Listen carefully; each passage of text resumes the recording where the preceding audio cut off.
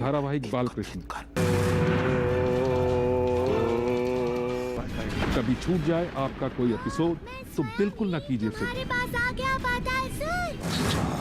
मेरा काल मेरे समक्ष आ ही गया। देखिए बालकृष्ण के पूरे हफ्ते के एपिसोड्स बैक टू बैक हर रविवार शाम 8:30 बजे से सिर्फ दूरदर्शन नेशनल पर।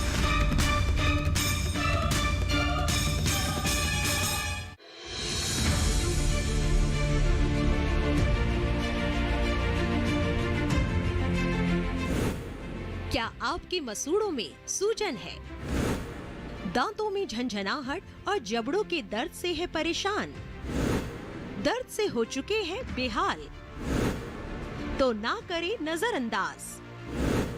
हो सकते हैं गंभीर बीमारी के संकेत। दांतों से जाने सेहत का हाल।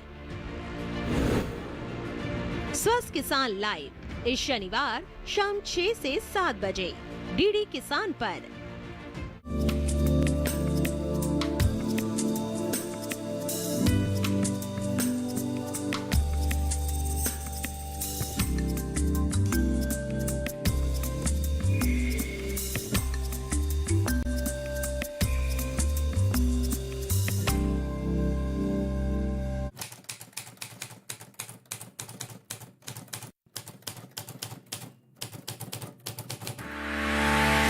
खेती में करेंगे नई तकनीक का इस्तेमाल।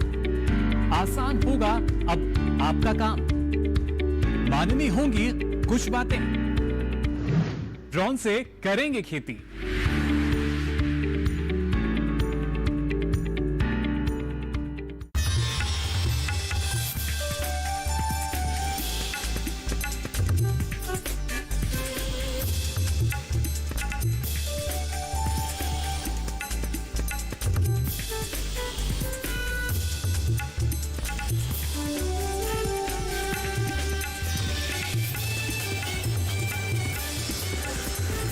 डीडी किसान, बदलते भारत की शान।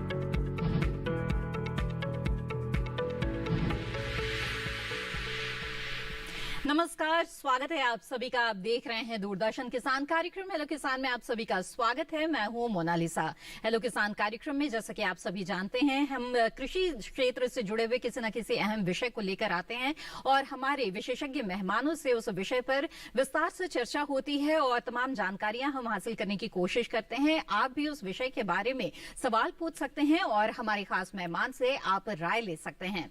तो आइए सबसे पहले आपको बता दें आज इस कार्यक्रम में हम किन विषयों के बारे में चर्चा करने जा रहे हैं। तो आज हेलो किसान कार्यक्रम में हमारी चर्चा का जो विषय है वो रहेगा गर्मियों में फूलों की खेती। और इसके साथ ही हम बात करेंगे लीची के बागों के प्रबंधन के बारे में। जी हाँ, तो ये दो महत्वपूर्ण विषय हैं जिन पर आज हम विस्तार से अपने खास मेहमान के साथ चर्चा करने जा रहे हैं। तो अगर आप फूलों के खेती से आप रुझान आपका है और गर्मियों में फूलों की खेती के बारे में आप जानना चाहते हैं तो इस कार्यक्रम में आप हमारे साथ जुड़ सकते हैं। इसके अलावा अगर लीची की खेती करते हैं, लीची के बाग आपके पास है और प्रबंधन के बारे में जानकारी हासिल करना चाहते हैं तो भी इस कार्यक्रम में आज हमारे विशेषज्ञ मेहमानों से आप जुड़ सकते हैं और सवाल पूछ सकते हैं। नोट कर ले हमारे टोल फ्री नंबर जिन पर आप कॉल कर सकते हैं और सवाल पूछ सकते हैं। हमारा टोल फ्री नंबर है 1800-113060 और 1800-113061 ये टोल फ्री नंबर है, यानी कि मुफ्त में आप कॉल कर सकते हैं। बस आपको इस बात का ध्यान रखना है जब भी बातचीत करेंगे तो टीवी की आवाज बंद रखेंगे, इससे रुकावट नहीं आएगी और सीधे सीधे फोन लाइन के जरिए बातचीत की जा सकती है। आगे बढ़ते हैं और हमारे खास मेहमानों से आपका परिचय करा देते हैं। आज हमारे साथ यहाँ पर मौजूद है डॉक्टर मार्कंडेय सिंह, जो कि प्रधान वैज्ञानिक है पुष्प विज्ञान एवं दृश्य निर्माण संभाग IRI पूसा नई दिल्ली में। डॉक्टर सिंह, आपका बहुत बहुत स्वागत है इस कार्यक्रम में। धन्यवाद। इसके अलावा हमारे साथ जुड़े हुए हैं मेहमान डॉक्टर महेश धाकर, जो कि वैज्ञानिक है, फल विज्ञान संभाग कृषि प्रणाली एवं पठारी अनुसंधान केंद्र IRI रांची झारखंड से। आपका भी बहुत बहुत स्वागत है इस कार्यक्रम में डॉक्टर धाकर। तो बातचीत की यहाँ पर शुरुआत करेंगे और जैसा कि हमारा पहला विषय है गर्मियों में फूलों की खेती, तो आइए जानते हैं इसके बारे में। तो डॉक्टर सिंह, सबसे पहले तो आपसे यही जानना चाहेंगे कि आजकल हम देख रहे हैं कि बागवानी फसलों की ओर किसानों का रुझान काफी बढ़ चला है और उत्पादन में भी हम देख रहे हैं कि खाद्यान्न फसलों से भी आगे चल रहा है। बिल्कुल। और ऐसे में खासतौर पर अगर गर्मियों के मौसम के फूलों की खेती से किसान अगर जुड़ना चाहे तो किस तरह की संभावनाएं उनके लिए इस वक्त मौजूद हैं? ये देखिए, तो इस टाइम पे जो जाड़े के सीजन के फूल हैं धीरे धीरे खत्म होते जा रहे हैं। अब बिल्कुल सही समय आ गया है कि गर्मी के सीजन के जो फूल हैं जी। यदि हम लूज फ्लावर के लिए बात करते हैं तो गैलाडिया नामक एक पुष्प है जिसकी मांग जो है कि हमारे घरेलू बाजार में बहुत अच्छी है। इसके अलावा जो सूर्यमुखी, जिसको हम सनफ्लावर बोलते हैं, इसको कट फ्लावर्स के लिए मैदानी क्षेत्रों में और जो नीचे का पहाड़ों का हिस्सा, निचला हिस्सा है, वहां पे भी इसकी व्यावसायिक खेती की बहुत अच्छी संभावना है। इसके साथ साथ यदि हम देखें तो दिन प्रतिदिन जो है कि घरों में जो है बालकनी के अंदर और जो लान है उनकी क्यारियों में जो है कि गर्मी के सीजन में जैसे कोचिया हो गया, जीनिया हो गया, सदाबहार हो गया, ये सारे फूल जो है हम सजावट के तौर पे लगाते हैं और इसका व्यापार जो है कि बहुत सारे नर्सरी मैन, यदि आप देखेंगे तो शहर के आसपास अभी ग्रामीण अंचल में भी जो छोटे छोटे कस्बे हैं वहां पे भी नर्सरियों की संभावनाएं जो है काफी बढ़ी हैं और इस समय बिल्कुल सही समय है कि नर्सरी लगा दें। और सनफ्लावर का जो फूल है उसको नर्सरी नहीं लगाते, उसका जो है कि डायरेक्ट यदि गमले में लगा रहे हो या क्यारी में लगा रहे हैं या खेत में जो है कि बड़े पैमाने पे कर्तित पुष्प के लिए, जिसको हम कट फ्लावर बोलते हैं, यदि इसकी खेती कर रहे हो तो डायरेक्ट सीड को जो है आप खेत में क्यारी बनाएं और क्यारी की जो चौड़ाई आपके प्लाट के अनुसार होता है और बीज से बीज की दूरी लगभग 20 सेंटीमीटर और पंक्ति से पंक्ति की दूरी लगभग जो है 30 सेंटीमीटर के आसपास रखते हैं और इसके बीज की जो गहराई होगी लगभग जो है कि 4 सेंटीमीटर के आसपास रखें। तो ये देखते हैं कि बुआई के लगभग जो है 7-8 दिन के बाद इसमें अंकुरण हो जाता है। तो डॉक्टर सिंह, हम विस्तार से आपसे जानेंगे कि तमाम जो गर्मियों के मौसम के खुले फूल हों या फिर कट फ्लावर्स हों तो इनकी खेती किस तरह से किसान कर सकते हैं और किन किन बातों का ध्यान रखना चाहिए। लेकिन आइए उससे पहले नजर डाल देते हैं एक रिपोर्ट पर।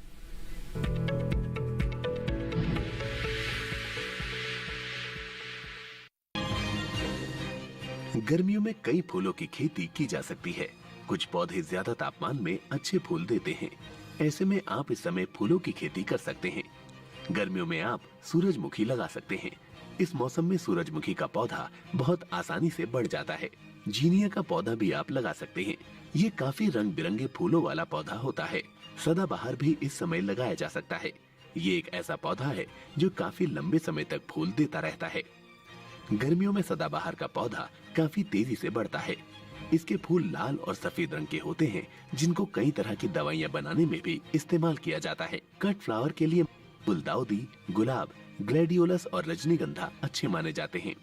गर्मियों में उगने वाले फूलों वाले पौधों के लिए इस महीने बीज बोएं। ग्लैडियोलस में कंद लेने के लिए पौधे को मिट्टी से 15 से 20 सेंटीमीटर ऊपर से काट कर छोड़ दें और सिंचाई करें। जब पत्तियां पीली पड़ने लगे तो सिंचाई बंद कर दें। फूलों की खेती में दिलचस्पी रखने वाले किसान इस समय रजनीगंधा और गुलदाउदी की रोपाई कर सकते हैं। रोपाई करने के बाद बाग की हल्की सिंचाई जरूर करें। रजनीगंधा के बल्बों की रोपाई पिछले महीने में तैयार की गई क्यारियों में 30 से 20 सेंटीमीटर की दूरी पर करें। जिन किसानों ने गुलाब की फसल लगा रखी है वो जरूरत के हिसाब से छटाई, निराई गुड़ाई और सिंचाई करें। गुलाब के खेतों में गोबर की सड़ी हुई खाद 10 टन प्रति हेक्टेयर के हिसाब से डालें। गर्मी वाले फूलों की बिजाई भी इस महीने पूरी कर लें। आप बालसम, फ्रेंच गेंदा, पेटूनिया, साल्विया, सूरजमुखी, जीनिया और वर्बीना लगा सकते हैं। बिजाई के बाद नियमित रूप से नर्सरी की सिंचाई करते रहें और निराई गुड़ाई करके खरपतवार निकाल दें।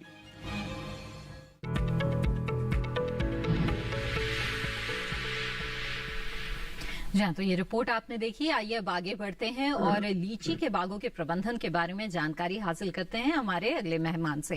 डॉक्टर धाकर, आपसे हम जानना चाहेंगे प्रबंधन के बारे में, लेकिन मैं चाहूंगी कि सबसे पहले आप बताएं कि किसानों के लिए किस तरह से जो लीची की व्यावसायिक खेती है वो किस रूप में महत्वपूर्ण है, देश के किन किन हिस्सों में मुख्य रूप से इसकी खेती की जाती है और किस पैमाने पर इसकी खेती हो रही है। लीची अपने आप में एक बहुत ही यूनिक फसल है जी। और फलों के अंदर जो है इसका अपना एक अच्छा महत्व है। चूंकि गर्मियों के समय लीची जो खाते हैं उसका स्वाद को जो जानते हैं वो लोग समझ पाएंगे कि लीची खाने के बाद कितना रिलीफ उनको मिलता है जी। और ये जो फल है विशेष रूप से जो आपके कुछ ही स्टेट्स में हो पाता है, जिसमें हम देखते हैं कि ये त्रिपुरा साइड में अपना होता है, उसके बाद आपका बंगाल में है, झारखंड है, बिहार इसका लीडिंग स्टेट है, बिहार में सबसे ज्यादा लीची होती है, आपका उत्तराखंड है और पंजाब के कुछ इलाकों में लीची का प्रोडक्शन होता है। तो कुछ ही इलाकों में प्रोडक्शन होता है और कुछ ही समय के लिए लीची की उपलब्धता रहती है, इसीलिए ये काफी डिमांड में रहती है। जो भी किसान इसकी खेती करते हैं उनको काफी फायदा इससे मिलता है और ये पूरे हमारे इस भाग से लेके पूरे इंडिया में लीची का प्रोडक्शन जो है इसी भाग से पूरे भारत में जाता है। लेकिन आजकल हम देख रहे हैं कि इसका जो फैलाव है कुछ साउथ के कुछ जगह है, जैसे आपका चैताली है, कुर्ग है, वहां पे भी लीची का कल्टीवेशन अभी शुरू हुआ है, जहां पे ऑफ सीजन में लीची उपलब्ध रहती है। तो अभी लीची के आयाम बढ़ते जा रहे हैं, किसान इससे जुड़ते जा रहे हैं। बहुत बड़ा योगदान है एनआरसी लीची जो मुजफ्फरपुर में उसका जो लीची को आगे बढ़ा रहा है और बाकी संस्थान भी है जो इसको आगे बढ़ा रहे हैं और किसान इसमें बहुत खुश हैं क्योंकि इसका मार्केट का कोई प्रॉब्लम नहीं होती। किसान लोग जो भी पैदा करते हैं लीची आसानी से बिक जाती है और आज बहुत सारी इंडस्ट्रीज भी आ गई है जिसमें बहुत सारे पेय पदार्थ जो है लीची से बनते हैं, वो बनाए जा रहे हैं और आज हम इस स्थिति में है कि हम लीची का एक्सपोर्ट भी भारत से शुरू कर रहे हैं। तो एक बहुत ही अच्छी फसल है जो किसानों को एक अच्छा कह सकते हैं कि लीची की जो व्यावसायिक खेती है वो किसानों के लिए काफी लाभदायक साबित हो रही है, क्योंकि इसकी मांग जो है वो काफी बनी रहती है, लोगों के पसंदीदा फलों में से एक है और साथ ही इसकी जो प्रोसेसिंग है उसकी भी अच्छी खासी डिमांड है। बहरहाल तो हम जानेंगे लीची के बागों के प्रबंधन के बारे में। आइए उससे पहले नजर डाल लेते हैं एक रिपोर्ट पर।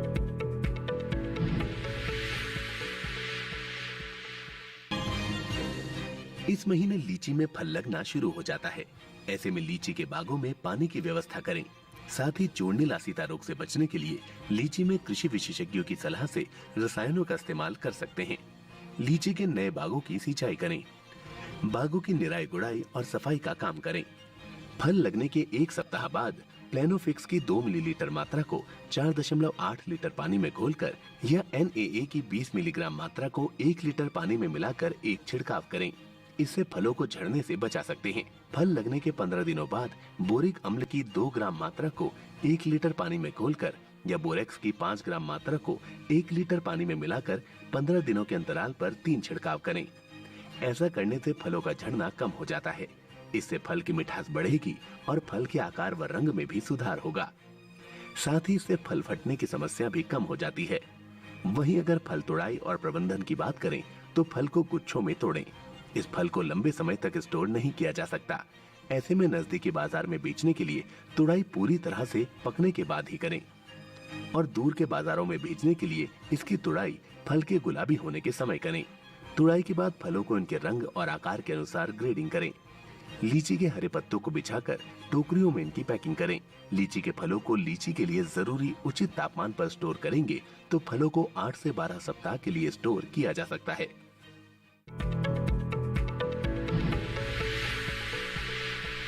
जी तो रिपोर्ट आपने देख ली। आइए बातचीत को यहाँ पर आगे बढ़ाते हैं। डॉक्टर सिंह, यहाँ पर आपसे जानना चाहेंगे कि गर्मियों के जो फूल हैं इनकी हम बात करें, उसमें खासतौर पर अगर कट फ्लावर्स की बात करें, क्योंकि इनका जो बाजार है वो कहीं ज्यादा बड़ा है और बहुत ही अच्छे भाव इससे किसानों को मिलते हैं। तो कट फ्लावर्स में खासतौर पर कौन कौन से फूल जो हैं उसकी अच्छी खासी मांग है जिससे किसान अपना सकते हैं जिसकी खेती को? ये देखें तो दिन प्रतिदिन जो है कि जोत का आकार मैदानी क्षेत्र और पहाड़ी क्षेत्र दोनों जगह पे कम होता जा रहा है। जी जी। और अभी कुछ वर्षों में आपने देखा होगा कि संरक्षित खेती का क्षेत्रफल जो है कि बढ़ता जा रहा है। और संरक्षित खेती में यदि हम बात करें तो कट फ्लावर्स के रूप में हम लिलियम की खेती, कार्नेशन की खेती, जरबेरा की खेती और गुलाब की खेती। इसमें जैसे जरबेरा है और लिलियम और कार्नेशन। लिलियम और कार्नेशन को स्पेशली जो है कि पहाड़ी क्षेत्रों में लगाते हैं जहां का तापमान दिन और रात का कम होता है। और जरबेरा की खेती हम जो नीचे का जो है हिल का एरिया जिसको हम लो हिल बोलते हैं वहां पे इसकी खेती कर सकते हैं, और नहीं तो जो बेंगलोर और पूना का एरिया है, क्षेत्रफल है, वहां पे भी इसकी जरबेरा की खेती व्यवसायिक तौर पे की जा रही है। और गुलाब की जो खेती है, गुलाब की खेती करने के लिए जैसे मैदानी क्षेत्रों में भी वो ग्रीन हाउस बनाते हैं जिसका सेंटर में लगभग 18 फीट के आसपास हाइट हो, नेचुरल वेंटिलेशन सिस्टम हो, उसके अंदर हम गुलाब कट फ्लावर्स के रूप में जो है सफलतापूर्वक इसकी खेती जो है कर सकते हैं। बिल्कुल डॉक्टर सिंह, यहाँ पर आपको रोकना पड़ेगा, एक कॉलर हमारे साथ इस बीच जुड़ गए हैं, उनका सवाल यहाँ ले लेते हैं, फिर चर्चा को आगे बढ़ाएंगे। राजू सिंह जी इस वक्त उन्नाव से हमारे साथ जुड़े हुए हैं, आइए उनसे बात करते हैं। राजू जी स्वागत है आपका, पूछे अपना सवाल। राजू जी मेरी आवाज आपको मिल रही है क्या? जी जी जी मैम, नमस्कार मैम। जी नमस्कार मैम, मैं जानना चाहता था गेंदा की खेती के बारे में। ठीक है राजू जी। जी मैम मिल रही। राजू जी, गेंदा की खेती जैसा कि मैं देख पा रहा हूं कि आप उत्तर प्रदेश के उन्नाव से हैं। जी जी। और गर्मी के दिनों में जैसे अभी तापमान अधिक बढ़ेगा तो उस टाइम पे उस क्षेत्र में जो है कि गेंदा में पुष्पन नहीं हो पाएगा। तो मैं ये कहना चाहूंगा कि जैसे जुलाई का महीना आता है, जुलाई का लास्ट या अगस्त का जो पहला सप्ताह है, उसमें भारतीय कृषि अनुसंधान संस्थान के द्वारा विकसित की गई एक किस्म है पूसा द्वीप के नाम से, और फ्रेंच मेरीगोल्ड है जिसके फूल का आकार छोटा होता है। उसकी नर्सरी जुलाई के लास्ट में या अगस्त के पहले सप्ताह में आप डालें, और दिवाली के टाइम में इसमें बहुत अच्छा पुष्पन होता है। और उस टाइम देखा गया है कि लूज फ्लावर में गेंदे की कीमत जो है पूरे वर्ष से जो है अधिक होती है। इसी के साथ मैं कहना चाहूंगा कि सितंबर और अक्टूबर के महीने में जो अफ्रीकन गेंदा है, जिसमें पूसा बसंती, पूसा नारंगी और पूसा बहार, ये 3 किस्में हैं, भारतीय कृषि अनुसंधान संस्थान के द्वारा विकसित की गई हैं। इनका बीज आप लेकर के नर्सरी डालें और इसको देखें। यदि सितंबर के महीने में डालते हैं तो लगभग 25 से 30 दिन बाद जो है ये नर्सरी तैयार हो जाती है। अक्टूबर में आप ट्रांसप्लांटिंग करते हैं और 60 दिन के बाद पुष्पन होता है। उस टाइम का अभी भी पुष्पन चल रहा है, लगभग 3 से 4 महीने तक आप अच्छी मार्केटिंग कर सकते हैं। बिल्कुल। तो राजू सिंह जी, मुझे उम्मीद है कि इन सुझाव पर जरूर आप अमल करेंगे और गेंदे की अच्छी व्यावसायिक खेती आप कर पाएंगे। आगे बढ़ते हैं, अगले कॉलर इस वक्त हमारे साथ जुड़ गए हैं सुनील कुमार जी, नालंदा बिहार से, उनसे बात करते हैं। सुनील जी स्वागत है आपका, पूछे अपना सवाल। जी सर, मेरा सवाल है सर जी कि नालंदा जिला में लीची की खेती सफल हो सकता है सर कि नहीं? जी आइए जानते हैं। डॉक्टर धाकर बताएं, क्या नालंदा जिले में लीची की खेती कर सकते हैं? जी, हम जो देख रहे हैं कि बिहार तो लीची के लिए सबसे ज्यादा कल्टीवेशन वहीं पे होता है। तो नालंदा बिहार की जो हम बात करते हैं, ये हम देख रहे हैं कि गया के आसपास का क्षेत्र है और इस जगह भी आप लीची का खेती बिल्कुल कर सकते हैं। उसी से थोड़ा आगे बढ़ते हैं, रांची आता है। रांची में भी लीची की खेती काफी बड़े पैमाने पे हो रही है, हजारीबाग में हो रही है, तो उससे सटा हुआ इलाका है। तो यहाँ पे लीची का खेती करने के लिए उपयुक्त है। आप मिट्टी में जो प्रबंधन है खाद का, वो अच्छी तरह से करेंगे तो वहाँ पे लीची का आप प्रोडक्शन कर सकते हैं। बिल्कुल। और कुछ खास किस्मों के बारे में बताना चाहेंगे, इस क्षेत्र में कौन सी किस्में लें? हाँ, इस क्षेत्र में जो आप आगे की किस्म में अगर जाना चाहते हैं, आपके यहाँ जो फेमस किस्म है मुजफ्फरपुर में निकलती है, शाही किस्म का इसमें चयन कीजिए, आपके लिए वहाँ के लिए ठीक रहेगा। और हम देखते हैं कि मार्केट पॉइंट ऑफ व्यू बेदाना किस्म है, उसको भी मार्केट में अच्छा रेट मिलता है। थोड़ा प्रोडक्शन कम होता है लेकिन फ्रूट की क्वालिटी अच्छी होने के कारण से आपको अच्छा मुनाफा इसमें मिलेगा। साथ ही थोड़ा सा लेट में चाइना की किस्म है, चाइना, उसको भी आप लगा सकते हैं। तो शाही, बेदाना और चाइना, ये 3 किस्म में से आप चयन कर सकते हैं। आप इनको लगा सकते हैं। जी बिल्कुल। आइए आगे बढ़ते हैं। इस वक्त हमारे साथ एक और कॉलर जुड़ गए हैं, मध्य प्रदेश से इस वक्त हमारे साथ एक कॉलर जुड़े हुए हैं। आइए जानते हैं क्या है उनका सवाल। जी नमस्कार, स्वागत है आपका, पूछे अपना सवाल। हेलो हेलो जी, अपना सवाल पूछ सकते हैं आप। एमपी से बोल रहा हूँ जी। हाँ, बोल रहा हूँ। जी जी पूछिए, अपना सवाल पूछ सकते हैं, हम आपको सुन रहे हैं। मेरा सवाल है कि मैं लीची लगा सकता हूँ? लीची लगा सकते हैं या नहीं? अच्छा ठीक है, आइए जानते हैं। तो क्या मध्य प्रदेश में लीची लगाई जा सकती है डॉक्टर धाकड़? मैं थोड़ा सा जानना चाहूंगा किस जिला से बोल रहे हैं? गीसालाल जी, लगता है हमारा संपर्क टूट गया है। तो मध्य प्रदेश के किन इलाकों में लीची लगाई जा सकती है? हम देखें कि लीची के कुछ प्लांट्स अवेलेबल है। आपका होशंगाबाद जो क्षेत्र है, उस क्षेत्र में लीची का कल्टीवेशन के कुछ पौधे हमने वहाँ पे रिपोर्टेड है, वहाँ पे हुए हैं। तो अगर इनका क्षेत्र उसके आसपास आता है या आपका क्षेत्र में बहुत ज्यादा जो गर्मी है वो नहीं होती है, तो उस क्षेत्र में आप लीची को लगा सकते हैं। बिल्कुल। लीची के लिए किस तरह का तापमान और किस तरह की जलवायु की आवश्यकता होती है?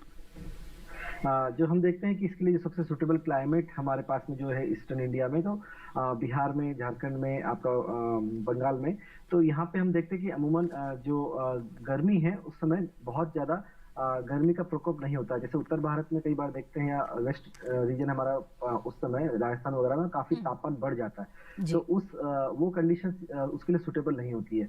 और एक ऑक्सीजन रेंज जो कहीं पे 1 या 2 बार हो जाती है, तो लीची के लिए वो बहुत ही बढ़िया होती है। मिट्टी की बात करें तो मिट्टी में हम देखते हैं कि ये अल्कलाइन से लेकर एसिडिक सॉइल दोनों में लीची का कल्टीवेशन हो रहा है। तो वो मिट्टी का जो आप है क्वालिटी, उसको तो इम्प्रूव कर सकते हैं। कैल्शियम की रिक्वायरमेंट लीची को थोड़ी ज्यादा होती है। अच्छा। आप कैल्शियम का अगर आप मिट्टी में प्रबंधन करते हैं तो आप कर सकते हैं। क्लाइमेट का बस थोड़ा ध्यान रखना है कि आपके यहाँ क्लाइमेट किस प्रकार का है, बहुत अधिक गर्मी ना हो तो वहाँ पे लीची की जा सकती है। बिल्कुल।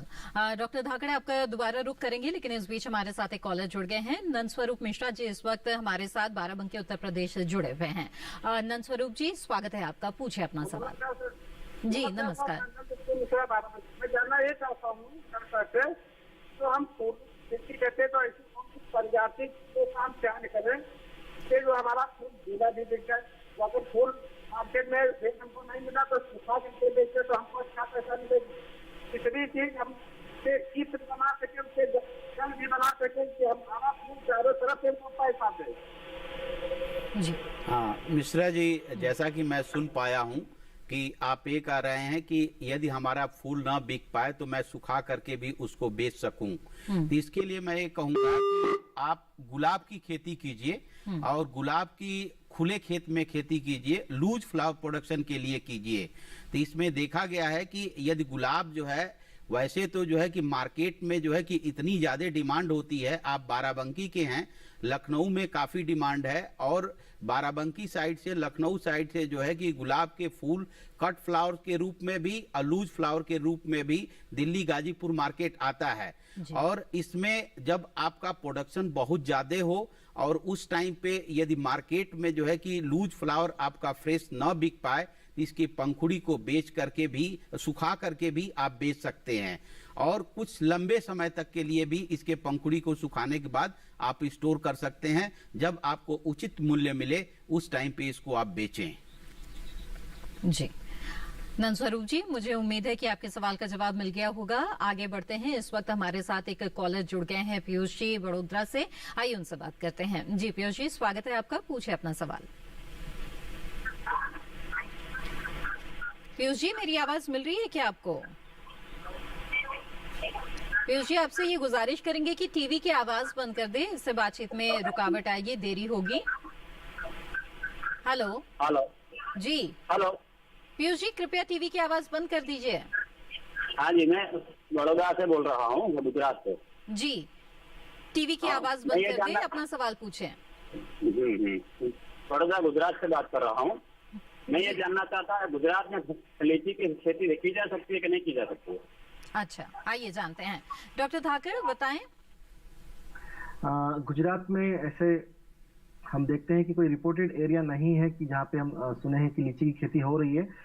फिर भी कुछ एरिया जो हम क्लाइमेट देख पा रहे हैं कि आपका जो वलसाड़ एरिया है, उस साइड में लीची का कुछ एक देखा जा सकता है कि उस एरिया में लीची हो सकती है। बाकी हम देखते हैं कि अधिक तापमान होने के कारण से लीची को कमर्शियल स्केल पे ग्रो करना थोड़ा कहना कठिन है वहाँ के लिए। जी बिल्कुल। पीयूष जी, उम्मीद है आपके सवाल का जवाब यहाँ पर मिल गया होगा। आगे बढ़ते हैं, बातचीत को आगे बढ़ाते हैं और डॉक्टर सिंह आपसे जानना चाहेंगे, गुलाब की बात हो रही थी और बहुत ही जो है पसंदीदा लोगों का है ये फूल, फूलों का राजा कहा जाता है, तो इसे पॉली हाउस में भी इसकी खेती कर सकते हैं, खुले खेत में भी कर सकते हैं। खेती करने के तौर तरीकों के बारे में कुछ आपसे जानना चाहेंगे, क्या सुझाव देना चाहेंगे जो इसकी खेती करना चाहते हैं? जो पॉली हाउस में इसकी खेती की जाती है वो कट फ्लावर्स के लिए होती है जी, और उसमें ड्रिप इरिगेशन सिस्टम होता है, जो टपक सिंचाई विधि होती है, और उसमें हम देखते हैं कि 1 मीटर चौड़ी क्यारी बनाते हैं और उसमें जो पौधे होते हैं बिल्कुल पास पास होते हैं। 1 मीटर चौड़ी क्यारी में 2 लाइन हम रखते हैं और एक लाइन के अंदर पौधे के बीच का जो अंतराल होता है लगभग 25 सेंटीमीटर के आसपास होता है और लाइन के बीच का जो अंतराल होता है 50 सेंटीमीटर होता है। तो इसमें केवल कट फ्लावर के उद्देश्य से ही जो है कि पॉली हाउस के अंदर गुलाब की खेती की जाती है। और जो खुले खेत में जो है गुलाब की खेती की जाती है उसके दोनों उद्देश्य हैं, कट फ्लावर के लिए भी है और लूज फ्लावर के लिए भी है। अब इसमें जो है ये कोई बिल्कुल निर्धारित नहीं है कि केवल 1 मीटर चौड़ी ही क्यारी आप बनाएंगे जो है। इसके अंदर आप क्यारी जो है 4 मीटर चौड़ी क्यारी भी बना सकते हैं, 1 मीटर चौड़ी भी क्यारी बना सकते हैं। बिल्कुल जो 1 मीटर की स्पेशली जब बात की जाती है तो उसमें ये हो जाता है कि ड्रिप लाइन के ऊपर ही जो है कि हमें पौधों का रोपण गुलाब का करना है। और जब चौड़ी क्यारी की बात होती है तो उसमें ये समझ में आ जाता है कि वहां पे सिंचाई की जो विधि है वो टपक विधि नहीं है, फ्लड इरिगेशन, जिसको खुले खेत में पानी देने की बात हम करते हैं। और उसमें जो लूज फ्लावर के लिए गुलाब की हम पौधरोपण करेंगे उसके अंदर जो है एक पौध से दूसरे पौध की दूरी लगभग जो है 60 से लेकर के 75 सेंटीमीटर होती है और लाइन के बीच की दूरी भी लगभग इतनी ही रखते हैं। बिल्कुल। डॉक्टर सिंह, माफ कीजिएगा, यहाँ पर आपको रोकना पड़ेगा। एक कॉलर हमारे साथ जुड़ गए हैं, शुभम जी इस वक्त अररिया बिहार से हमारे साथ जुड़े हुए हैं। शुभम जी, स्वागत है आपका, पूछे अपना सवाल। लीची का मेरा पौधा है, 7 साल से ऊपर हो गया है, उसमें मंजर नहीं आ रहा। अच्छा, लीची का पौधा है, मंजर नहीं आ रहे, कितने साल हो गए हैं पौधा लगाए हुए? 10 साल से ज्यादा। अच्छा, ठीक है। डॉक्टर धाकड़, क्या वजह हो सकती है? आपका जो पौधा लगाए थे वो एक बीजू पौधा है या आप कलमी पौधा लिए? 12 साल। आपने पौधा बीजू जो हम देख शुभम जी, हमारी आवाज मिल रही है आपको? कलमी पौधा। अच्छा, कलमी पौधा लगाया था इन्होंने। तो उसके कुछ कारण हो सकते हैं। अगर आपको उसमें फ्लावरिंग का दिक्कत हो रही है या तो आपको जो पौधा आपने लगाया है किसी शेडेड या छायादार जगह लगा दिया है जिसके कारण से उसको प्रॉपर सनलाइट नहीं मिल पा रही है, एक कारण ये हो सकता है। या आपको जो पौधा दिया गया है चाहे वो कलमी बोल के दिया गया हो लेकिन शायद आपको वो बीजू पौधा मिला है, क्योंकि हम देखते हैं कि कलमी पौधे में आपका 4 या 5 साल से फूल आना शुरू हो जाता है। किसी कारणवश नहीं आए तो 6 या 7 साल में तो आ ही जाता है, लेकिन 10 साल से आपका फूल नहीं आ रहा है तो हम मान सकते हैं कि वो एक बीजू पौधा है जो आपको मुझे लगता है 2 या 3 साल में और उसको लगेंगे फूल देने के लिए। जी, तो शुभम जी, मुझे उम्मीद है आपके सवाल का जवाब मिल गया होगा और इसी तरह से हमारी बातचीत जारी रहेगी। गर्मियों में फूलों की खेती और लीची की खेती के बारे में जानेंगे। आप भी हमारे साथ इस कार्यक्रम में जुड़ सकते हैं, लेकिन फिलहाल यहाँ पर रुकते हैं एक छोटे से ब्रेक के लिए। आप बने रहें दूरदर्शन किसान पर।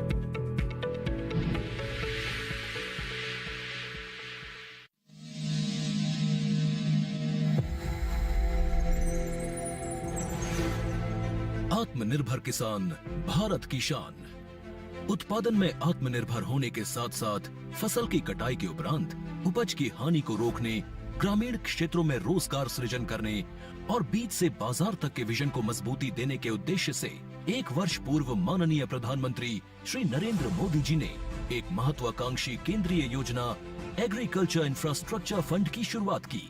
इस आधुनिक इंफ्रास्ट्रक्चर से कृषि आधारित उद्योग लगाने में एक बहुत बड़ा बदलाव आएगा और बहुत बड़ी गति आएगी। साथियों, अब हम उस स्थिति की तरफ बढ़ रहे हैं जहां गांव के कृषि उद्योगों से फूड आधारित उत्पाद शहर जाएंगे और यही तो आत्मनिर्भर भारत अभियान का संकल्प है। एग्रीकल्चर इंफ्रास्ट्रक्चर फंड से पात्र लाभार्थी गोदामों का निर्माण कर सकते हैं। छटाई या ग्रेडिंग इकाई, पैकिंग हाउस, सप्लाई चेन और कोल्ड चेन जैसी सुविधाएं या फिर प्राथमिक कृषि प्रसंस्करण केंद्र की स्थापना कर सकते हैं। इस योजना के तहत पात्र लाभार्थियों को 2 करोड़ रुपए तक के ऋण पर अधिकतम 7 वर्ष के लिए ब्याज में 3% तक की छूट दी जा रही है। ऋण पुनर्भुगतान के लिए 6 महीने से 2 वर्ष तक मोरेटोरियम की सुविधा भी उपलब्ध है। इस योजना ने अब तक सफलता की कई मिसालें कायम की हैं, जैसे कि मध्य प्रदेश के लाभार्थी श्री विपिन त्रिपाठी ने एग्रीकल्चर वेस्ट से बायोफ्यूल बनाने का इनोवेटिव प्राइमरी प्रोसेसिंग सेंटर लगाया है। लोन मिलने की वजह से हम समय पर सारी मशीनों का प्रोक्योरमेंट और सारा सिविल वर्क टाइम पे करवा पाए, जिससे ये प्रोजेक्ट को लगाना संभव हो पाया। राजस्थान के लाभार्थी श्री यशवर्धन मुंद्रा ने सॉर्टिंग एंड ग्रेडिंग यूनिट लगाकर रोजगार के अवसर पैदा किए हैं। कर्नाटक की महिला उद्यमी श्रीमती ममता वी ने प्राइमरी प्रोसेसिंग सेंटर लगाकर प्रगति की नई राह चुनी है। ಸಣ್ಣ ಪುಟ್ಟ ಉದ್ಯಮಿಗಳನ್ನ ಮತ್ತಷ್ಟು ಅಗ್ರಿಕಲ್ಚರಲ್ಲಿ ಹೆಚ್ಚು ನಾವು ಇನ್ನಷ್ಟು ಸಾಧನೆ ಮಾಡಲಿಕ್ಕೆ ಕಾರಣಕಾರಕವಾದಂತ ಈ ಅಗ್ರಿಕಲ್ಚರಲ್ ಇನ್ಫ್ರಾಸ್ಟ್ರಕ್ಚರ್ ಫಂಡ್ ಇಂದ ನಮ್ಮ ಇನ್ನಷ್ಟು ಯೋಜನೆಗಳು ಆಯೋಜನೆಗಳು ಉತ್ತಮಗೊಂಡಿದೆ। राजस्थान के लाभार्थी श्री दिनेश भट्टर ने जीरे की प्रोसेसिंग यूनिट लगाकर आसपास के ग्रामीणों को आत्मनिर्भरता प्रदान की है। महाराष्ट्र के लाभार्थी श्री अनूप कुमार मोहता ने वेयर हाउस बनाकर अन्न भंडारण को सुनिश्चित किया है। आज देश के कोने कोने से किसान, कृषि उद्यमी, किसान उत्पादक संघ, प्राथमिक कृषि सहकारी समितियां, स्वयं सहायता समूह और कृषि उपज मंडियां इस योजना का लाभ उठा रहे हैं।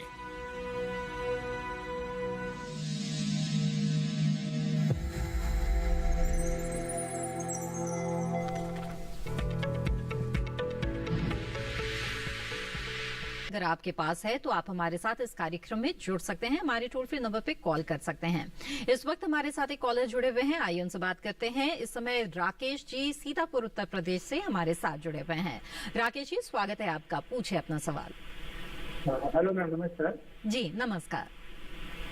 मैम मैं जानना चाहता हूँ कि खेती किस प्रकार किया जा सकता है। जी ठीक है, आइए जानते हैं। कोई खास सवाल? अभी मैं शुरुआत में करना चाहता हूँ। जैसे ठीक है, शुरुआत करना चाहते हैं, कैसे शुरुआत करें आइए जानते हैं। डॉक्टर धाकड़ बताएं कि लीची की खेती की शुरुआत किसान किस तरह करें। देखिए, लीची को लगाने का उपयुक्त समय आपका बारिश के मौसम में होता है, तो जुलाई में आप लगाना है। तो उसको लगाने से पहले आपको उसके जो गड्ढे तैयार करने हैं वो गर्मी में ही तैयार कर लेने होंगे, ताकि उसका जो सनलाइट के द्वारा प्रॉपर इंस्टॉलेशन हो पाए। तो इसके लिए जो हम सजेस्ट करते हैं कि आप 1-1 मीटर लंबा, चौड़ा और गहरा गड्ढा आपको खोदना चाहिए। और उस जो मिट्टी बाहर निकलेगी उस मिट्टी में प्रॉपर आप गोबर खाद और डीएपी खाद, और आपके यहाँ पे अगर दीमक की समस्या है तो दीमक की दवाई उसमें डाल सकते हैं। और उस गड्ढे को लगभग आप 15 से 20 दिन खुला रखिए, उसके बाद उसको भर दीजिए। और जो आपको गड्ढे खोदने हैं लगभग 10 मीटर की दूरी पे इसको लगाया जाता है, तो 10-10 मीटर की दूरी पे आपको इन गड्ढों को खोदना है। बारिश की 1-2 बारिश जब हो जाएगी तब इसमें जो मिट्टी है वो गड्ढे की सेटल हो जाएगी, उसके बाद आप इसमें प्लांट लगा सकते हैं। इसमें का जैसे मैंने आपको बताया था, शाही, चाइना या बेदाना, ये 3 फेमस किस्म है जिसको आप लोग लगा सकते हैं। अच्छी नर्सरी है, पंजीकृत नर्सरी है, वहीं से पौधा लीजिए, क्योंकि 5 साल तक आपको पहले इसकी देखरेख करनी है, तब इसमें फल आना शुरू होता है। तो आपको एक जेन्युइन पौधा आपको मिले, तो एक अच्छा नर्सरी से पौधा लेंगे तो आपको इसमें अच्छा फलन आने वाले समय में मिल पाएगा। तो लगाने के समय यही आपको सावधानी रखनी है। उसके बाद बारिश में तो इतनी कोई समस्या लीची में नहीं होती है, ठंडा से थोड़ा बचाना होता है। अगर अधिक ठंडा पड़ रहा है, पाले की समस्या है, तो वहाँ पे थोड़ा सा आप वॉल से या थोड़ा सा एग्रो शेड नेट से उस पौधे को ढकिए, ताकि वो पाले से उसकी सुरक्षा हो पाए। और गर्मियों के मौसम में आप गर्मी के मौसम में थोड़ा सा सुनिश्चित करें कि पानी उसको निरंतर दिया जा सके, ताकि उसमें पानी की कमी से पौधा ना सूखे। बिल्कुल। तो गर्मियों के समय के समसामयिक कार्यों के बारे में भी जानेंगे आपसे डॉक्टर धाकड़, लेकिन इस बीच हमारे साथ एक और कॉलर जुड़ गए हैं, उनका सवाल यहाँ पर ले लेते हैं। योगेश जी शिवनी मध्य प्रदेश से इस वक्त हमारे साथ जुड़े हुए हैं। योगेश जी, स्वागत है आपका, पूछे अपना सवाल। नमस्ते मैडम, अच्छी वैरायटी के हम उपलब्ध होंगे, शिवनी जिले मध्य प्रदेश से बोल रहा हूँ। जी, अच्छी वैरायटी के बारे में आप जानना चाहते हैं लीची के? लीची के पौधे हम आइए जानते हैं, डॉक्टर धाकड़ बताएं। अच्छी लीची आपको जैसे मैंने किस्में बताई है, शाही, चाइना, बेदाना, ये अच्छी किस्में हैं। और लीची की कई किस्में हैं वैसे, अलग अलग रीजन के लिए वो फेमस हुई। मंदराजी भी एक किस्म है आपका, रोज सेंटेड भी एक किस्म है जो उत्तराखंड में काफी फेमस है। तो सभी हम देखते हैं कि शाही किस्म सबसे ज्यादा फेमस किस्म है लीची की अगर बात करेंगे। और मुझे लगता है ये भी जानना चाह रहे थे ये कि इसके अच्छे पौधे कहाँ पे उपलब्ध रहेंगे। तो मुझे लगता है जैसे आप एमपी से अगर बोल रहे हैं तो वहाँ पे इसका तो नर्सरी मुझे मुश्किल लग रहा है, लेकिन इसके पौधे को आपकी सबसे अच्छी उपलब्धता आपको जो एनआरसी लीची मुजफ्फरपुर में बिहार में है वहाँ पे इसकी उपलब्धता रह पाएगी। आप वहाँ उनके डायरेक्टर को एक लिखिए पत्र या मेल भी कर सकते हैं, वो आपको टाइमिंग बता देंगे कब पौधा आपका उपलब्ध रह पाएगा, तब आपको आके वहाँ से पौधा मिल जाएगा इसका। बिल्कुल योगेश जी, मुझे उम्मीद है आपके सभी सवालों के जवाब आपको मिल गए होंगे। बातचीत को यहाँ पर आगे बढ़ाते हैं और डॉक्टर सिंह आपसे जानना चाहेंगे गुलदाउदी के जो किसान हैं उन्हें इस समय किस तरह के समसामयिक कार्य करने हैं? गुलदाउदी में देखें तो गुलदाउदी दो तरह की है। एक गुलदाउदी कट फ्लावर्स के लिए होती है और एक गुलदाउदी जिसको हम बबूना के नाम से जानते हैं वो लूज फ्लावर के लिए होती है। अच्छा। तो बबूना में तो इस टाइम पे पुष्पन हो रहा है और किसान जो है कि उसके फूल तोड़ करके अब मार्केट में जो है कि बेच रहे हैं। लेकिन जो कट फ्लावर्स के लिए गुलदाउदी है उसमें दो तरह की है, एक स्टैंडर्ड है और एक स्प्रे टाइप है। उसका फूल जो है कि मार्केट में बिक चुका है और इस टाइम पे मदर प्लांट जो है कि खेत में है। तो उससे जो है कि पुनः हमें मई से लेकर के और जून तक मैदानी क्षेत्रों में उसकी कटिंग हम तैयार करते हैं। तो इस टाइम पे प्लांट्स के अंदर देखें तो नीचे से फुटाव आ रहा होगा, जो सूखे उसमें स्टेम्स हो, तना हो, उसको काट दें, निराई गुराई करें और एक बार जो है हल्की सी यूरिया या और कोई जैसे एनपीके 19-19-19 हो तो हल्का हल्का पौधों के पास दे दें, जिससे जो शकर्स आए उनकी बढ़वार अच्छी हो सके। और यदि शकर पहले आ चुका हो तो उसको हम पिंचिंग कर देते हैं। पिंचिंग इसलिए करते हैं कि अभी जो है कि मार्च का महीना है, मैदानी क्षेत्रों में जो है इसके गुलदाउदी का कलम लगाने का समय जो है लगभग जो है कि मई के पहले सप्ताह में होता है और ये शकर्स जो है काफी बड़े हो जाएंगे जो कटिंग लगाने के लिए उपयुक्त नहीं रहेंगे। तो अभी हम देखें तो 10-15 दिन के बाद इसको जो है जमीन से 3-4 पत्ती छोड़ करके तने के ऊपर का शीर्ष नोचन जिसको हम पिंचिंग बोलते हैं उसको तोड़ देते हैं, ताकि उनकी शाखाओं से जो है नई जो है कि तना निकले और मई के पहले सप्ताह में उससे कलम बनाया जा सके। बिल्कुल। आइए अब आगे बढ़ते हैं। इस वक्त हमारे साथ एक कॉलर जुड़ गए हैं, उनका सवाल यहाँ ले लेते हैं। भागवत जी रायपुर छत्तीसगढ़ से हमारे साथ जुड़े हुए हैं। भागवत जी स्वागत है आपका, पूछिए अपना सवाल। हेलो भागवत जी, मेरी आवाज मिल रही है आपको? हेलो भागवत जी, क्या मेरी आवाज मिल रही है? चलिए, लग रहा है हमारा संपर्क टूट गया है। बातचीत को यहाँ पर आगे बढ़ाते हैं। डॉक्टर धाकड़, आपसे जानना चाहेंगे कि लीची के बाग जिन किसानों ने लगाए हुए हैं इस वक्त फल भी आ रहे होंगे, फल सेट होते हैं, ऐसी स्थिति में किसानों को किस तरह के समसामयिक कार्य करने होते हैं? जी बिल्कुल। अभी जो लीची क्षेत्र है जहाँ पे लीची लग रही है वहाँ पे देख रहे हैं कि अभी फ्लावर हो गया है और अभी फ्रूट सेट स्टार्ट हो गया है। तो फ्रूट सेट के बाद सबसे बड़ी समस्या किसानों को एक आती है कि उनके फलों के झड़ने की समस्या। तो उसके समाधान के लिए किसान लोग जरूर ध्यान दें। जब आपके मटर के आकार के दाना हो जाता है लीची का, तब आपको बोरोन और जिंक का स्प्रे जरूर करना है ताकि वो आपका फलों का झड़ना कम हो पाए। तो बोरोन और जिंक आपको लगभग 2 ग्राम प्रति लीटर के हिसाब से आपको स्प्रे करना है। एक बार मटर के दाने के आकार का तब स्प्रे करना है, उसके बाद आपको 15 दिन के बाद इसको दोहराना है जी। तो ये हम समस्या इसको काफी हद तक रोक देते हैं। फिर भी अगर ये समस्या आपकी निरंतर आ रही है इसके स्प्रे के बावजूद भी, तो एक और केमिकल होता है प्लेनोफिक्स। इसको 1 ml की मात्रा आप 4.5 लीटर पानी में घोल के स्प्रे कर सकते हैं। इससे आपके जो फलों के झड़ने की समस्या है वो काफी कम हो जाएंगी और आपके जो प्रॉपर जो लीची के गुच्छे बनते हैं वो अच्छे बनेंगे जी। दूसरी इसके बाद एक दूसरी समस्या किसान काफी इससे परेशान रहते हैं। जब फल हम खाते हैं कीड़े का प्रकोप काफी होता है, जिसमें फ्रूट बोरर जो हम फल पका हुआ खाते हैं पीछे इसको निकालते हैं तो एक बीज के पास में एक पिल्लू हमको नजर आता है, तो उससे किसानों का मार्केटिंग काफी प्रभावित होता है। तो इसके बचाव के लिए आप शुरुआत से ही ध्यान दें।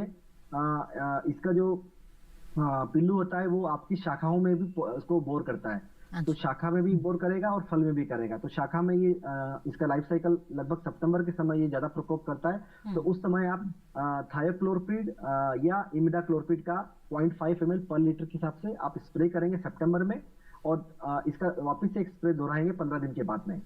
और जब फल के समय जब आपको स्प्रे करना है या उस समय आप साइपरमेथ्रिन का या इमामेक्टिन बेंजोएट का स्प्रे करेंगे 0.4 ml पर लीटर। ये लगभग फल बनने के 20 से 25 दिन के बाद आपको करना है, ताकि इसका जो पॉपुलेशन है वो आपके बागान में कम हो जाए और जो फूड बोरर की समस्या है आपके फलों में न लगे। तो ये दो। डॉक्टर धाकर, वापस आपका रुख करेंगे। हमारे साथ इस समय एक कॉलर जुड़ गए हैं, उनका सवाल यहाँ ले लेते हैं। आकाश कुशवाहा जी इस वक्त हमारे साथ फोन लाइन पर जुड़े हुए हैं, आइए उनसे बात करते हैं। आकाश जी, स्वागत है आपका, पूछिए अपना सवाल। आकाश जी, मेरी आवाज मिल रही है आपको? हेलो आकाश जी, क्या आप मुझे सुन पा रहे हैं?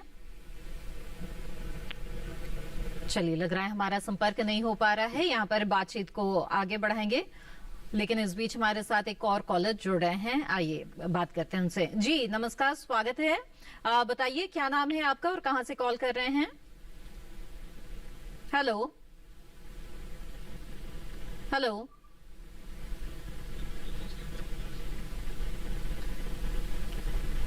क्या मेरी आवाज मिल रही है आपको? हेलो हेलो, मेरी आवाज मिल रही है आपको?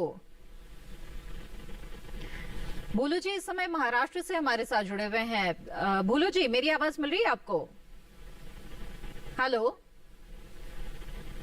हमारा संपर्क नहीं हो पा रहा है। बातचीत को यहाँ पर आगे बढ़ाते हैं और गर्मियों में फूलों की खेती के बारे में और भी जानकारी हासिल करते हैं।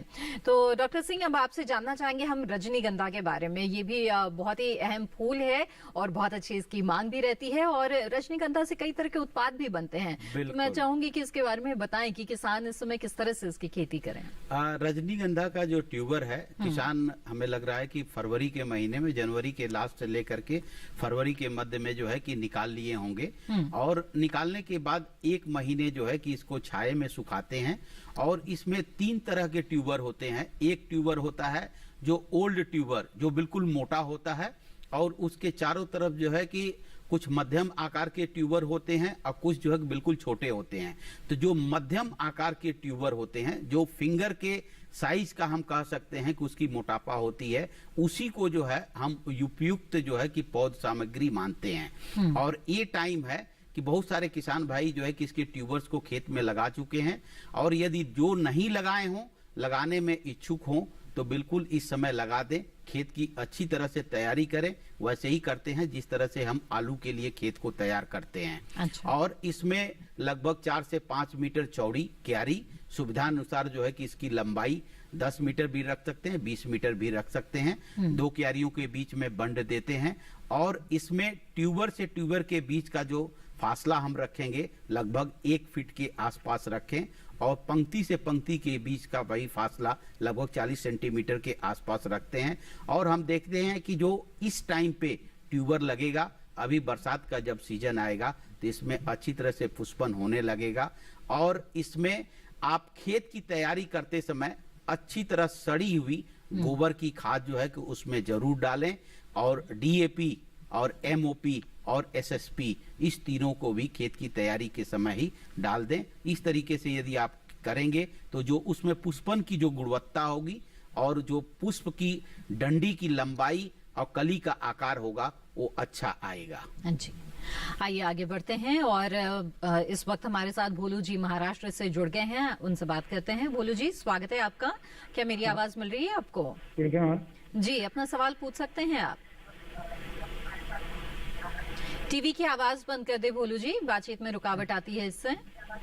हाँ मैडम जी, फोन लाइन के जरिए हमसे बातचीत करें। मैडम, लीची की खेती के लिए महाराष्ट्र में है, विदर्भ में। जी, अपना सवाल कृपया फिर से दोहरा दें। मैडम, मेरे को लीची की खेती के लिए मालूमात चाहिए। अच्छा, कोई खास सवाल? मैडम, लीची हमारी तरफ चलती है या नहीं चलती है महाराष्ट्र में? अच्छा, ठीक है, आइए जानते हैं। डॉक्टर धाकड़, बताएं कि क्या महाराष्ट्र के अमरावती में लीची की खेती कर सकते हैं? हाँ नहीं, हमारा जो लीची के जो लीची बेल्ट है, जो लीची ग्रोइंग एरियाज है या जहाँ पे लीची का हम कुछ परीक्षण किए, उसमें महाराष्ट्र में जो एरिया ये बता रहे हैं वहाँ पे इसकी संभावनाएं हमको नजर नहीं आ रही हैं। वो थोड़ा ड्राई रीजन भी अमरावती का हम लोग देख रहे हैं, तो वहाँ के लिए मुझे लगता है जो आप लोग खेती कर रहे हैं, बाकी परंपरागत मुझे लगता है नींबू की, अनार की, वही वहाँ के लिए उपयुक्त रहेगी। जी डॉक्टर धाकड़, आपसे जानना चाहेंगे कि लीची के जो बाग हैं उनमें इस समय सिंचाई कितने अंतराल पर किसानों को करनी चाहिए? देखिए, लीची में हम देखते हैं कि जैसे जैसे लीची का फल बढ़ता है तो उसके बढ़ने के साथ में ही उसमें जो उसका गूदा होता है, एरिल जिसको बोलते हैं, उसका भी निर्माण होना शुरू होता है और वो पूरा एक रस से भरा हुआ रहता है। तो इस रस को बनाने के लिए आपको पानी की आवश्यकता पेड़ को काफी रहती है और इसीलिए आपको 1 सप्ताह के अंतराल में इसमें इरिगेशन जरूर देना चाहिए। और इरिगेशन आप दे रहे हैं तो लीची में हम देखते हैं कि बहुत सारी पत्तियां लीची के बाग में रहती है, तो उससे एक नेचुरल मल्च उसमें बना रहता है, तो पानी के बहुत सारा पानी उड़ता नहीं है इसमें। और इनिशियली आप 1 सप्ताह के अंतराल में पानी देते रहिए और अगर बारिश बीच बीच में हो रही है तो आप उस समय पानी को रोक दें। जी जी, तो बिल्कुल डॉक्टर धाकड़, आपका फिर से रुक करेंगे। इस बीच हमारे साथ एक कॉलर जुड़ गए हैं, उनका सवाल ले लेते हैं। शमशेर सिंह जी इस वक्त हमारे साथ जुड़ गए हैं जिंद हरियाणा से। शमशेर जी, स्वागत है आपका, बताइए क्या जानना चाहते हैं? हेलो शमशेर जी, मेरी आवाज मिल रही है क्या आपको? हेलो शमशेर जी, क्या आप मुझे सुन पा रहे हैं? चलिए, लग रहा है हमारा संपर्क नहीं हो पा रहा है। और यहाँ पर बातचीत को आगे बढ़ाते हुए डॉक्टर सिंह, आपसे जानना चाहेंगे हम कि फूलों की खेती जो किसान कर रहे हैं इस समय में, खासतौर पे गर्मियों के समय में, किन किन और बातों का ध्यान रखें? पॉली हाउस में भी अगर कर रहे हैं तो भी उन्हें किन बातों का ध्यान रखना चाहिए?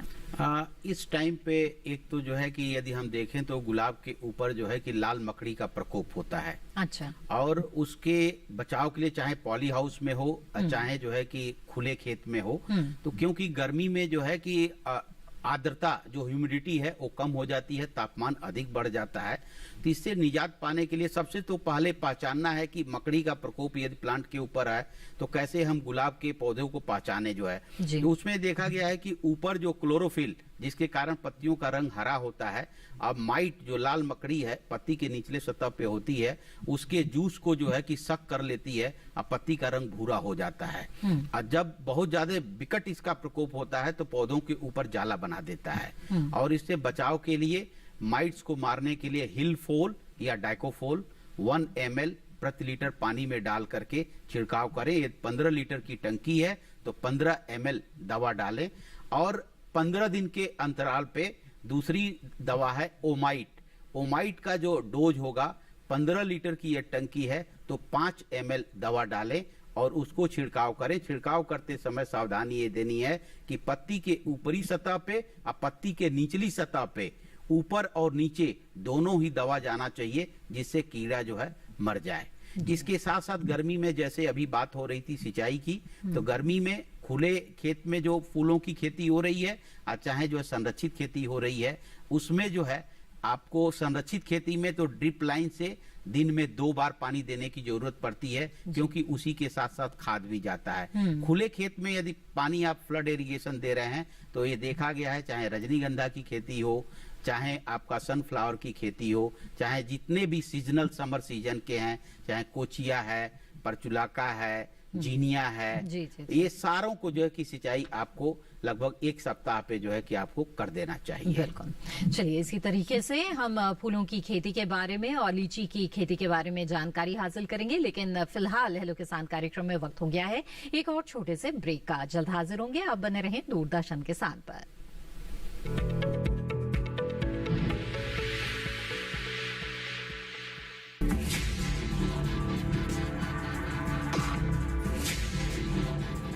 भोजन, जल और शुद्ध वातावरण हमारे जीवन का मुख्य आधार है और कृषि इसका मूल स्तंभ।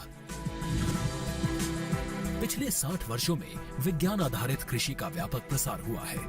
साथ ही कृत्रिम संसाधनों के बढ़ते प्रयोग से कृषि की सतत क्षमता पर चिंताएं बढ़ी हैं। प्रधानमंत्री श्री नरेंद्र मोदी जी के दूरदर्शी नेतृत्व के अंतर्गत रसायन मुक्त जैविक खेती एक महत्वपूर्ण प्रयास है। रसायन मुक्त जैविक खेती को बढ़ावा देने के लिए 5 वर्ष पूर्व सरकार ने परंपरागत कृषि विकास योजना तथा उत्तर पूर्व भारत में जैविक मूल्य श्रृंखला योजनाएं आरंभ की। ऑर्गेनिक फार्मिंग को देश भर में बढ़ावा देने के लिए सरकार अनेक प्रयास कर रही है। इसके लिए परंपरागत कृषि विकास योजना के तहत काम किया जा रहा है। न सिर्फ ऑर्गेनिक फार्मिंग को बल दिया जा रहा है, बल्कि उसके लिए वैल्यू एडिशन और मार्केट की व्यवस्था भी की जा रही है। भारत सरकार एवं किसानों के सम्मिलित प्रयासों से आज देश के लगभग 36 लाख किसान 38 लाख हेक्टेयर क्षेत्र में जैविक खेती कर रहे हैं। इसके अतिरिक्त हमारे देश के अनेक ऐसे क्षेत्र हैं जहां आज भी पारंपरिक जैविक खेती हो रही है। इन पारंपरिक जैविक क्षेत्रों को जैविक प्रमाणीकरण सुलभ कराने हेतु पीजीएस के अंतर्गत लार्ज एरिया सर्टिफिकेट का प्रावधान किया गया है। इस प्रक्रिया की विशिष्टता ये है कि इसमें प्रमाणीकरण मात्र 2 से 3 महीनों में हो जाता है, जबकि सामान्य परिस्थितियों में इसमें 2 से 3 वर्ष का समय लगता है। अंडमान निकोबार केंद्र शासित प्रदेश के कार निकोबार एवं नैन काउरी द्वीप समूह देश के सर्वप्रथम ऐसे प्रमाणीकृत जैविक क्षेत्र हैं। अभी हाल ही में संपूर्ण लक्षद्वीप को जैविक खेती के रूप में प्रमाणित किया गया है। वर्ष 2016 में सिक्किम राज्य पूर्ण जैविक कृषि राज्य के रूप में प्रमाणित हो चुका है। सुदूर उत्तर में हिमालय श्रृंखला के बीच स्थित लद्दाख ने भी पूर्ण जैविक के लक्ष्य की ओर बढ़ना शुरू कर दिया है। जैविक उत्पादों को बाजार सुलभ कराने तथा किसानों की उपभोक्ताओं तक पहुंच बनाने के लिए एक समर्पित जैविक खेती पोर्टल भी बनाया गया है। जैविक खेती पोर्टल के जानकारी मंच और विपणन मंच के माध्यम से किसानों को उच्च गुणवत्ता उत्पादन तथा बाजार उपलब्ध कराया जा रहा है। आशा है देश के सभी राज्य अपने जैविक क्षेत्रों का विस्तार करेंगे और देश में जैविक कृषि क्रांति को मजबूत करने में योगदान देंगे। जैविक उत्पादों की देश और विदेशों में बढ़ती मांग तथा जैविक उत्पादों का बढ़ता बाजार, किसानों की उपभोक्ताओं तक पहुंच तथा जैविक एफपीओ द्वारा जैविक कृषि व्यापार में भागीदारी हमारे किसानों को अपनी आय बढ़ाने का अवसर दे रहा है। पिछले 5 वर्षों में जैविक कृषि उत्पादों का निर्यात दोगुने से अधिक बढ़कर 7,000 करोड़ रुपए से अधिक का हो गया है और इसमें प्रतिवर्ष 20% से अधिक की वृद्धि हो रही है। उम्मीद है पारंपरिक क्षेत्र के किसान भी इस बढ़ते बाजार से लाभान्वित होंगे और जैविक कृषि आंदोलन को आगे बढ़ाएंगे। किसानों की मुस्कान समृद्ध हिंदुस्तान की है पहचान।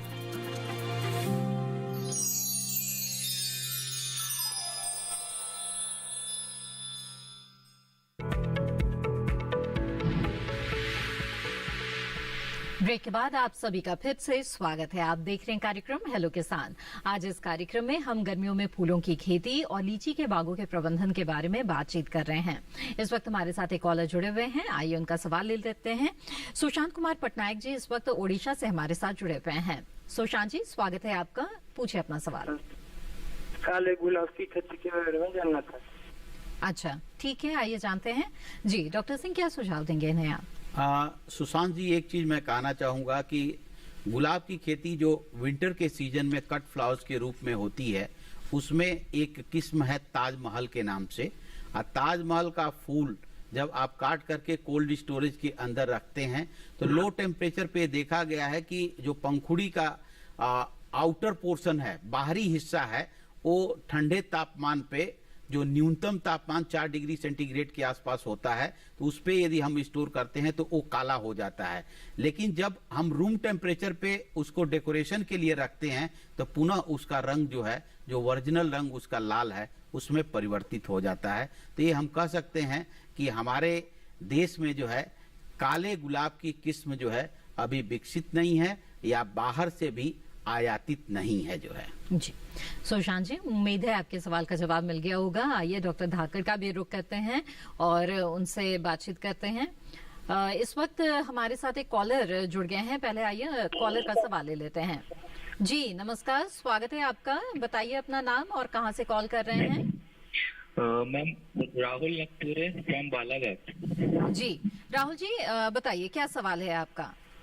मैम लीची में जो फ्रूट रॉट हो जाती है मैम, उसके बारे में थोड़ी जानकारी चाहिए और उसके कंट्रोल मेजर के बारे में थोड़ी जानकारी चाहिए थी। जी डॉक्टर धाकर। मैं इनका सवाल नहीं सुन पाया, क्या मुझे रिपीट कर पाएंगे? लीची में जो फ्रूट रॉट हो जाती है उसके बारे में थोड़ी जानकारी चाहिए थी। लीची में फ्रूट रोट जो हो जाता है उसके बारे में आप जानकारी चाह रहे हैं? जी हाँ सर, हाँ सर। फ्रूट रोट हम देखते हैं कि लीची में अधिक जो सनलाइट है, सनलाइट के कारण से सनबर्न होता है, सनबर्न के बाद में वो रोट में कन्वर्ट हो जाता है। तो एक कारण तो आपका ये है।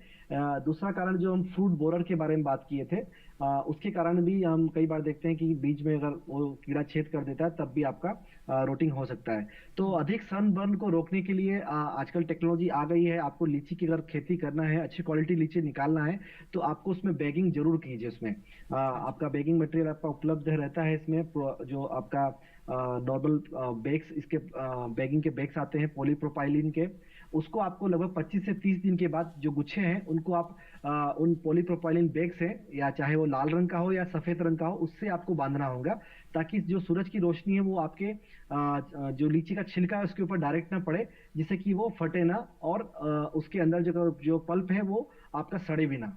तो बैगिंग को अपनाना बहुत जरूरी है अगर आपको लीची की अच्छी खेती, कमर्शियल खेती करना है।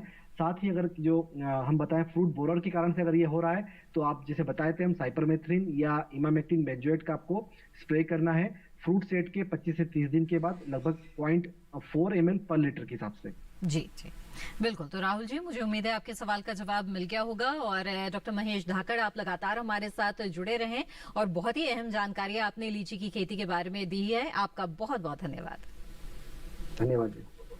तो आपने लीची की खेती के बारे में विस्तार से जाना। आइए अब बातचीत करते हैं फूलों की खेती के बारे में भी कुछ और जानकारी हासिल कर लेते हैं। चलते चलते डॉक्टर सिंह, आपसे जानना चाहेंगे कि लिलियम और जरबेरा के जो किसान हैं वो इस समय किस तरह के समसामयिक कार्य करें?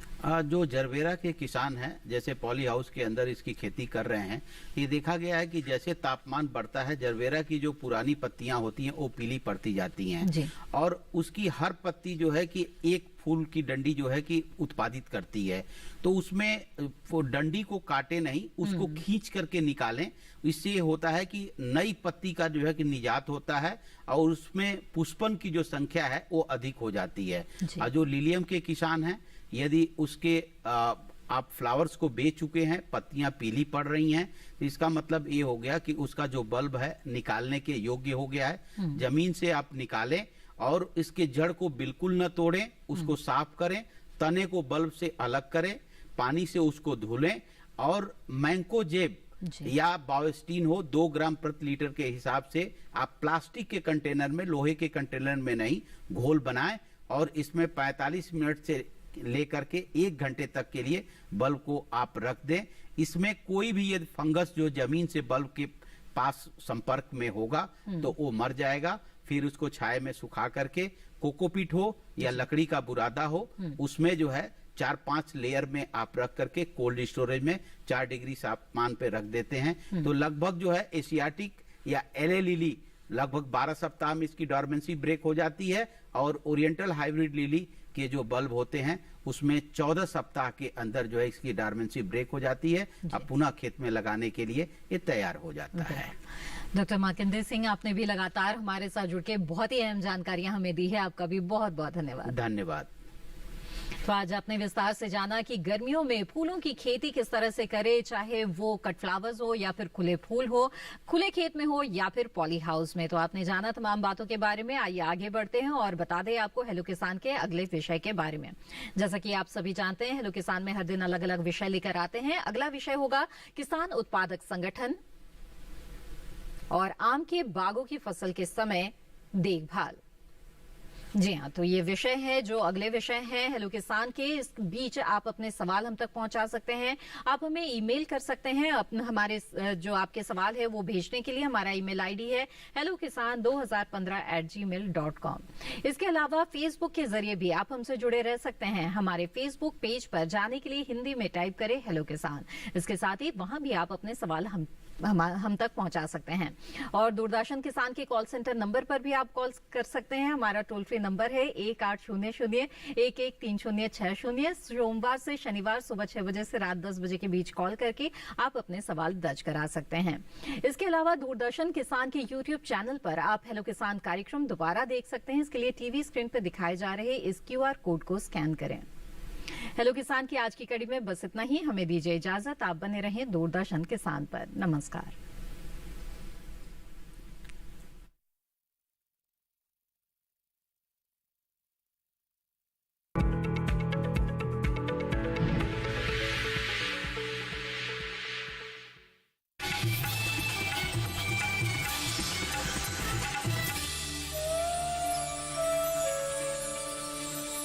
आत्मनिर्भर होगा खुद का रोजगार, हर सपना